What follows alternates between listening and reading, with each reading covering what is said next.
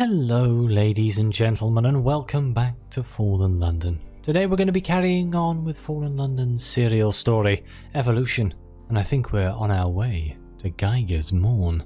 So let's put to sea and chart a course. We want to go to the Corsair's Forest. Geiger's Morn is a stalagmite vast as a crag, and its foot has no safe harbours. The Corsair's Citadel nestles halfway up.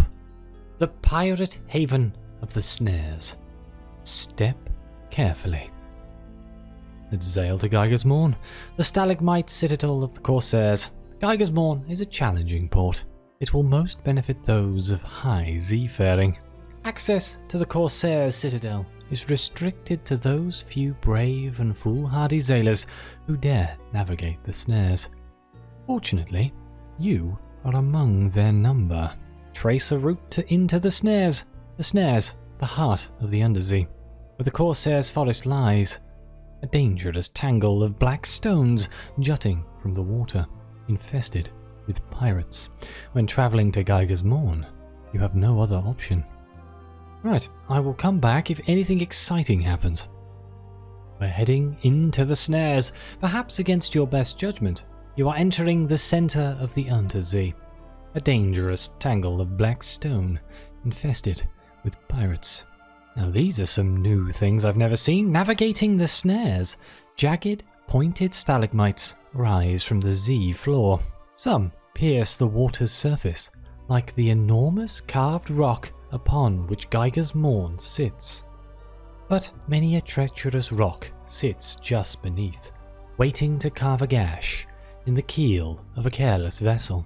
I think slow and steady is probably the best way to go here. How about we don't tear our ship apart like a frayed handkerchief? You run the engine at quarter speed. The crew stands on deck, listening for bumps or scratches against the hull, nearly holding their breath as the ship crawls over the glassy water. And here we are. At last, the sight of land and relative safety. Dock at Geiger's Morn. Hold fast against the currents of the snares and send up a signal to the dock winches far above. The Morn is a stalagmite vast as a crag, and its foot has no safe harbours. The Corsair's citadel nestles halfway up. An intricate system of winches takes the strain, and your ship rises slowly from the sea. Her hull creaks in protest. Grizzled sailors groan and cling to the stanchions. Higher, higher. Now the undersea shimmers like glass below. Children clambering in crevices cheer and wave alarmingly. Azure-winged birds squawk overhead. The winch slows, and you hang in a cradle next to a red-bowed pirate cutter. Let's see what we need to do straight away here. Working with the rowdy Corsair's crew, you find the mangy cutthroat drunks and the arrant limpet. With their captain in prison and their ship sunk, the crew of the Fluke's Folly can dedicate more time to every bloodthirsty privateer's favourite hobby: singing. If it's not Seven Moon Pearls or the Drunken Drowny, then it's Bound for Irem, or Don't Pull the Fathom King's Beard. They need all the practice they can get, judging by these renditions. Let's introduce ourselves to the crew, and tell them the rowdy Corsair says hello. Not in the best shape, bandaged and battered, with many crew members missing. These are the ragtag survivors who managed to drag themselves back to the Morn after the Fluke's Folly sank.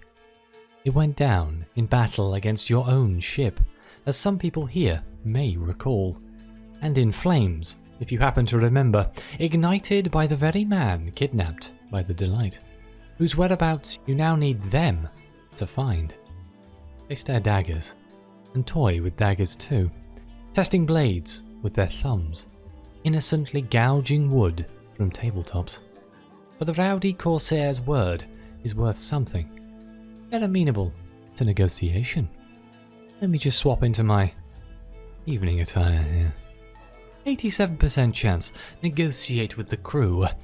You want to locate the Delight. They might be able to help. For a price. They want money. Of course.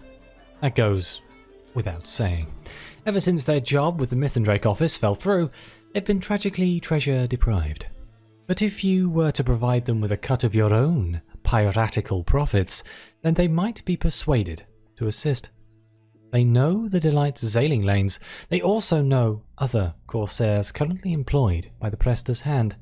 Connections they could tap for up-to-date intelligence. And they know what their knowledge is worth. You've reached an agreement and nobody even had to fire a pistol.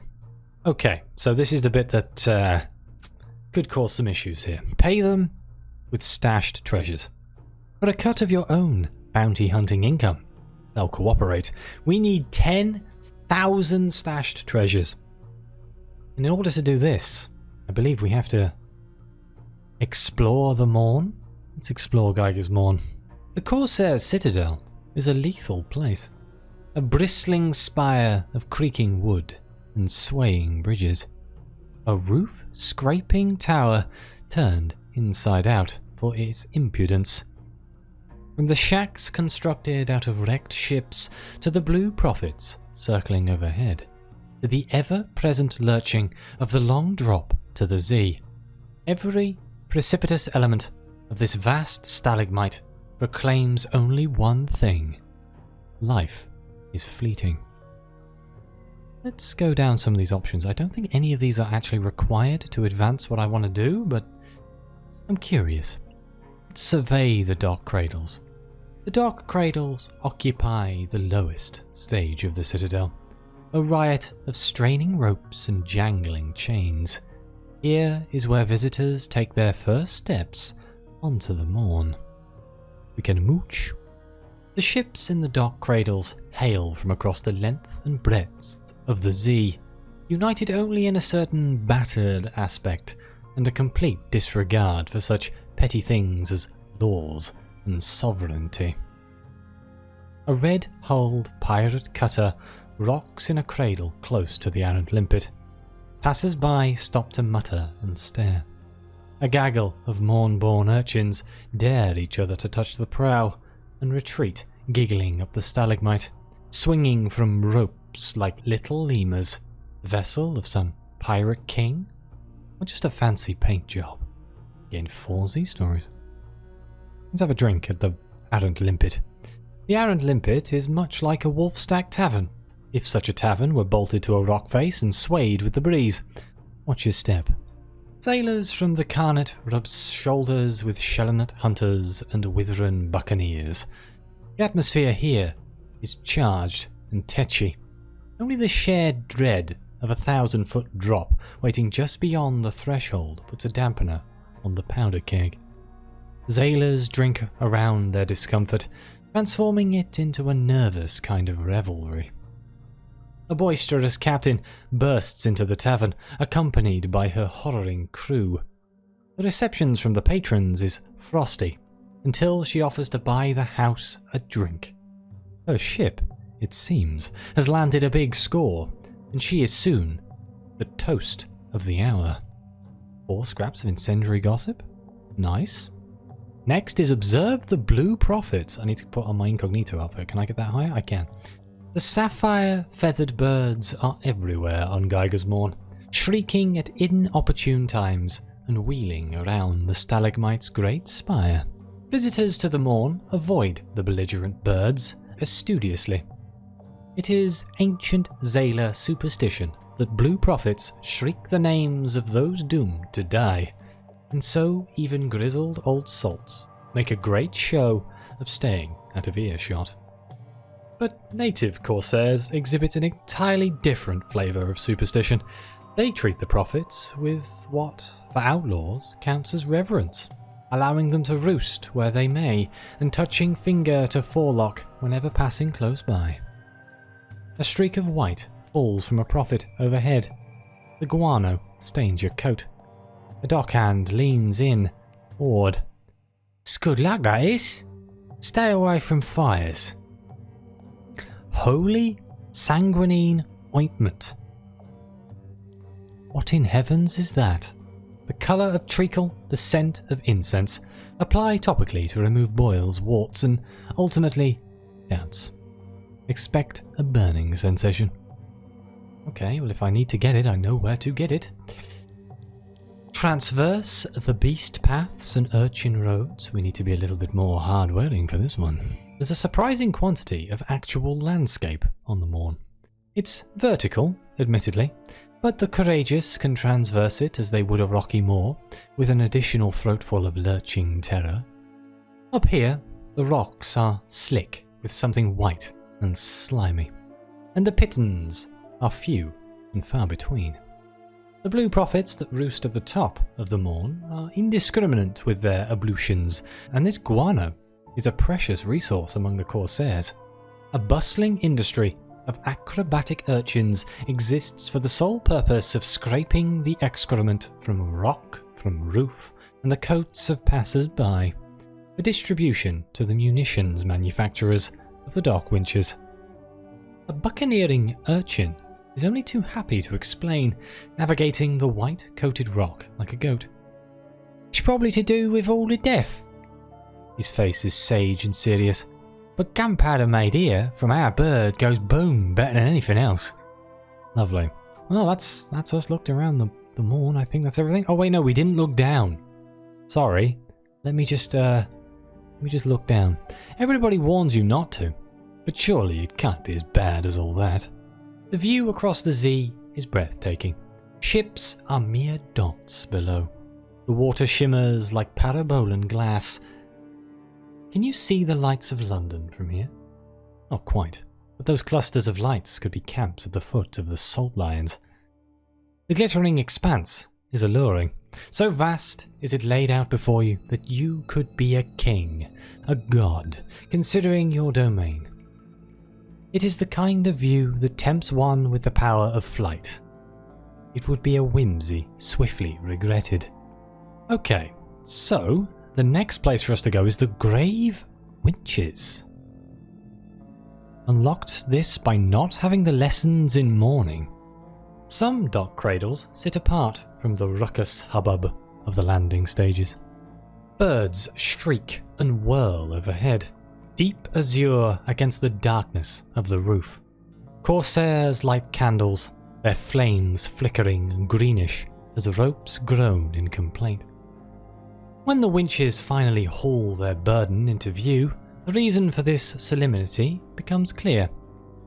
It is not a ship, but a wreck, all twisted metal and splintered wood.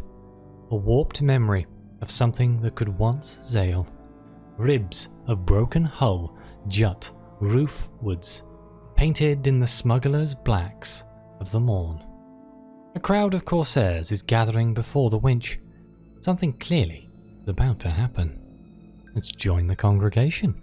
You are canny enough in the ways of the Zee to recognise that something sacred and profound is happening here. Rated Seafaring 5. A pirate in a bright blue bandana pulls bones from the wreckage.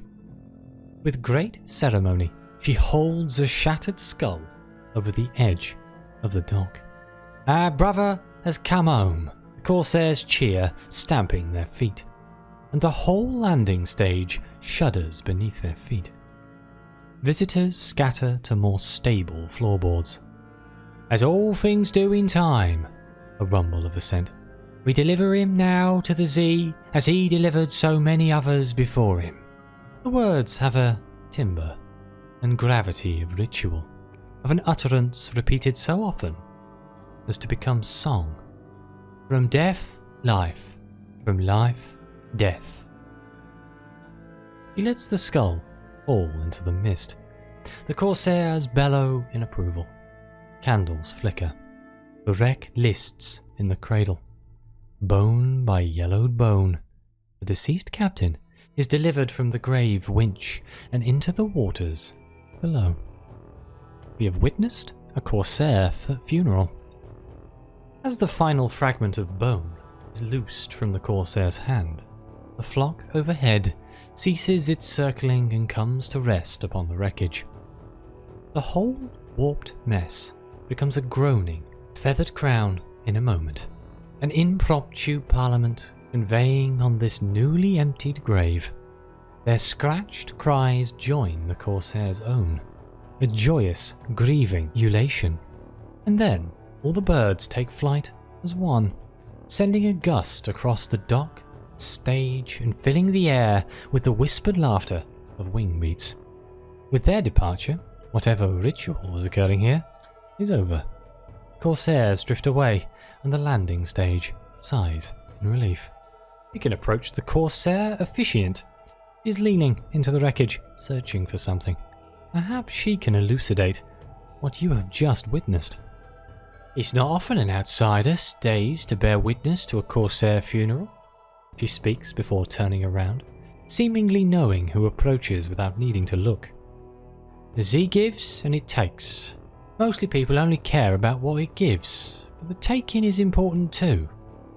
He reaches for something amidst the shattered timber. We know that, don't you? When she turns, he cradles something small and sky blue in her hands. An egg, speckled and fist-sized and perfect. She moves with great care. The same care that she showed for the deceased captain's bones. She looks deep into your eyes and nods. Maybe you've got what it takes to be something more than a pirate. Behind her, dock hands are already dismantling the twisted wreck, carrying sturdy boards and scraps of metal off for use in the ever-crumbling structures of the morn. Perhaps the Z has given us something today after all. There is more here than drinking and fighting, stranger. If you want to know what that is, if you're ready, then climb.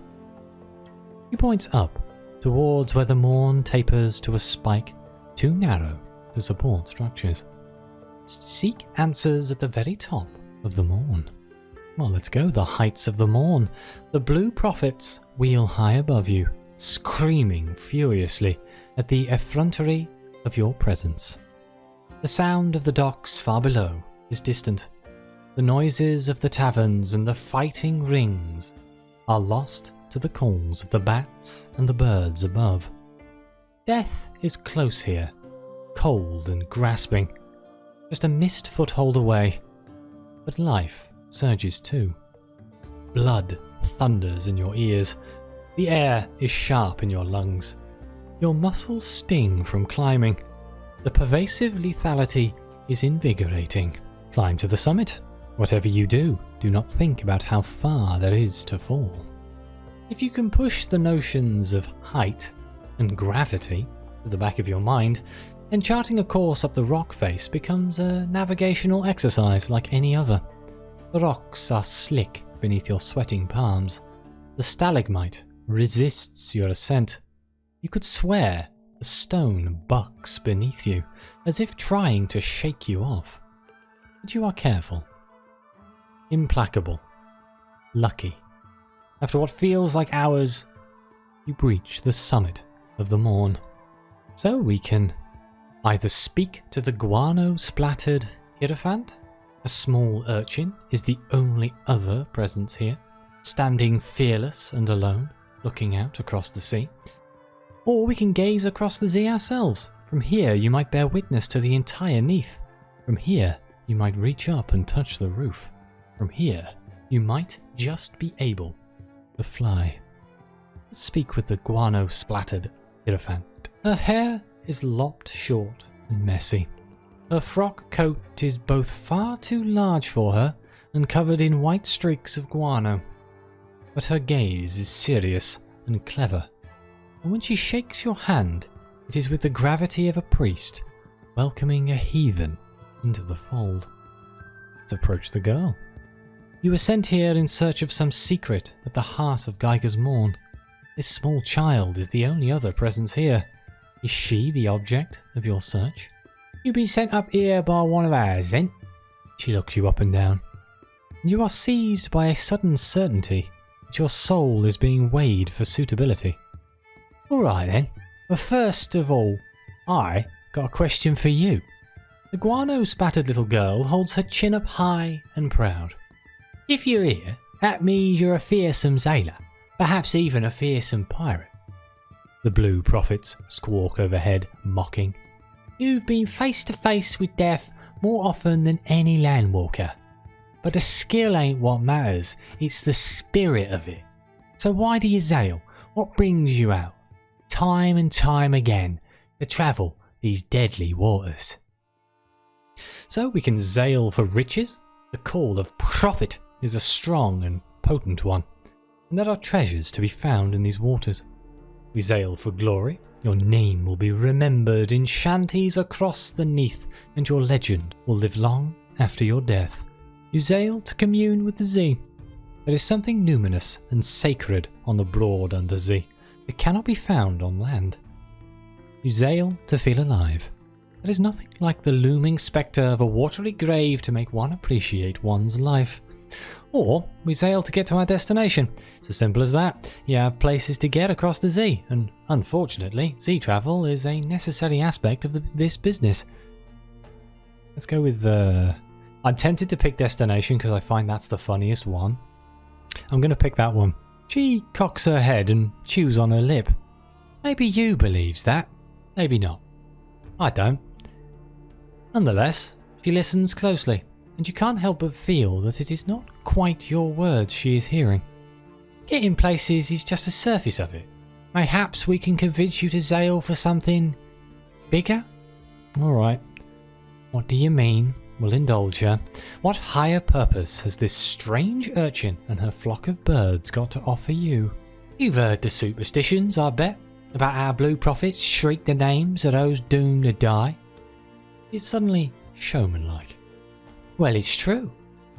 The girl looks you up and down, sizing up your accent, your dress, your bearing. You've spent some time in London, I can see. So you know that death in the Neath can be, impermanent. There's a scatter of angry bird calls as the blue prophets caw their disapproval, hopping from foot to foot. But the sea gives us life, and it is due death in return. It's a wasp name, you know, sacred cycle. If nothing properly dies, eventually we'll run out of life, right? So some of us corsairs, when we're here, the prophets call a name. We goes out to sea and make sure that they sink. And the undersea takes its due. We ain't just pirates, we're a force of nature. The left hand of death. The ending. Coming for stories that have gone on too long. She leans in, as if admitting you to a shared confidence. And if they happen to have any treasure when we sink 'em, well, payment for a job well done, I say. Wow, this is cold, isn't it? The moon keeps vigil over the sea. It witnesses all that is lost. The prophets keep watch and herald the names of those next taken. And we tend to the prophets. We listen to their call and we make their futures happen. This concludes her speech, and she throws her arms wide. Sapphire birds flock down to roost upon her outstretched forearms. You could be one of us if you wanted. You could be a hand of prophecy. I suppose you have some questions. So we can inquire about her identity. In this melting pot of anarchy and violence, she stands apart. What role does she have here in the Corsair's citadel? We've got hundreds of pirate kings and captains. None of them are in charge, although some of them are less in charge than others, if you catch my drift. However, he pauses and flashes a shrewd smile. If ye a true Corsair of the morn, and you holds the birds in high regard. Now, I ain't in charge of nothing. And here she sticks a finger up her nose. But I does listen to the birds better than anyone else. And the birds, they is in charge. Okay, let's ask about the morn's significance. Blue prophets are a rare sight on the waters. Why do so many of them roost here? And what bearing does this have on the Corsairs? We's at the centre of it all, you see. She spreads her arm, flinging them out wide as if to encompass the sky, and in this moment she seems much larger than any urchin has a right to be. Prophets flock to perch on her forearms until she can hardly hold them straight. Her silhouette is a rustling, many-feathered mass. The old Neath converges here, in the waters around the morn. So many lives and so many deaths, all circling the spire. This ain't just a tall spike of rock. It's an omphalos. He pronounces the word with great care and seriousness. The blue prophet pecks at her ear. Right here, in the middle. This is where the Z mourns. We can accept her offer to join the Corsairs. A chance to wield the cannons of fate and return with the plunders of the Z. She sniffs, looking you up and down. A pint-sized admiral on top of the world. It'd be good to have you. But it ain't up to me. It's up to the birds. Overhead, the gyre of sapphire-winged terrors squawks and shrieks. A new streak of white plummets from above to stain the urchin's coat. If your boat is up to the task, you can get in the prophet's good graces. And you'll be one of us. No question. Okay, the blue prophets respect power, purchase some Corsair's weaponry in the Explore Geiger's Morn, and then return to the summit. Well, back down we go. Oh, I can also gaze across the sea. Hang on, let's quickly do that. What do we get here? Memories of distant shores? The little lights of ships cluster and dispense, forming patterns upon the mirror black Z. You might fancy they form constellations, shifting with the Z's currents. Might the shipping lanes mirror the pilgrimages of the false stars above? Far below, obfuscated by the bridges and boards, vessels load up with glittering hordes and new crews of native longshanks. Winches strain as visiting ships are lowered back into the Z, just as the Corsairs bring home the spoils of deaths deferred too long. The hardy and the hard-won leave the snares, zailing golden trails out into the wider neath. It will all come back one day, when their time is done. But the Z's currents are cyclical, and what they take in one form, they return in another. So we need to explore the Geiger's Morn and pick up some weapons. Here we go. Procure some weaponry from one of the Morn's shipyards. Dockhands and mechanics swing from ropes, with nothing beneath them but air. Groaning labyrinths of gears and pulleys prevent ship, worker and weapon from plummeting into the hungry Z below. Now this is something I actually came prepared for. You need 4,000 Rosti gold, 3 strong back labours, and a use of villains, all of which is obtainable if you're a person of some importance. Become encannoned. Deck guns with 360-degree swivels, cannons that fire chain shot, and cannons that launch incendiary missiles, chase guns and harpoon guns, torpedoes smuggled under the waterline, a great jutting ram affixed to your bow. The shipyards of Geiger's Morn run an illicit and roaring trade in any and all offensive augmentations a budding pirate could hope for. It is not simply a matter of weaponry either. The black gunpowder of the Morn, painstakingly refined from the saltpeter-rich guano of the Blue Prophets, is especially potent. "Cannons look good," rumbles a one-eyed mechanic. "But the Morn powder's what sets us apart." He mimes an explosion with oily hands and cackles obscenely. By the time the dockhands unhook themselves from their ropes and leave your ship in its cradle, your vessel bristles with threat. Before, you had a weapon enough to defend yourself, but now your very presence on the waters may as well constitute a crime. We have to go back up to the top, don't we? The heights of the Morn. Stand atop the Morn and reach out to the prophets. I assume this is what we needed. Screams riven from the unquiet sky. Candles to mark your grief. Tales from the strangest reaches of the Undersea.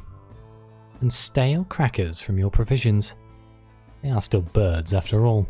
So this is going to take 5 Alolian screams, 15 morning candles, 50 Z stories, seafaring 5. This is quite expensive. The flock wheels overhead. A sapphire gyre circling the stalagmite.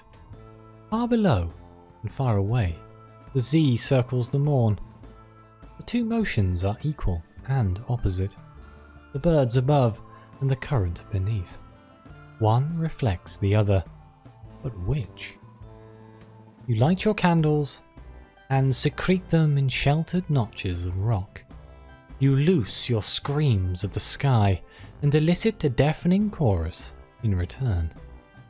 You tell the prophets of the places you have been and the things you have seen, and they reply with a cacophony of names, a call and response, a test of your knowledge and your prowess.